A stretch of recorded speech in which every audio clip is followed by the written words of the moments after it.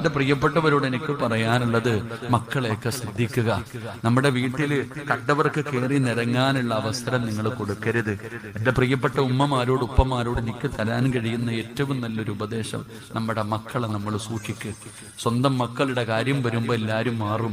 എന്റെ മോളോ അങ്ങനല്ലടോ, എന്റെ മോൾ ഒരിക്കലും അങ്ങനെ ചെയ്യില്ല, എന്റെ മോൻ അങ്ങനെ ചെയ്യില്ല. അങ്ങനല്ല. നമ്മുടെ മക്കളെ കുറിച്ച് നമുക്കറിയാഞ്ഞിട്ടാ, അള്ളാഹു നമ്മുടെ മക്കളെയൊക്കെ നന്നാക്കി തരുമാറാകട്ടെ. ഞാൻ ഇന്ന് വണ്ടിയിൽ ഇങ്ങനെ വരുമ്പോ എന്റെ ഫോണിൽ ഒരു മെസ്സേജ് വന്നു.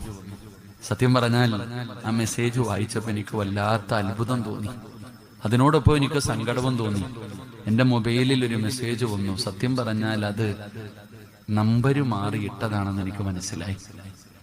എന്റെ ഫോണിൽ വന്ന ആ ഒരു മെസ്സേജ് ഒരു പെൺകുട്ടി എഴുതിയ മെസ്സേജാ, പക്ഷെ നമ്പര് മാറി വന്ന ഒരു മെസ്സേജാ.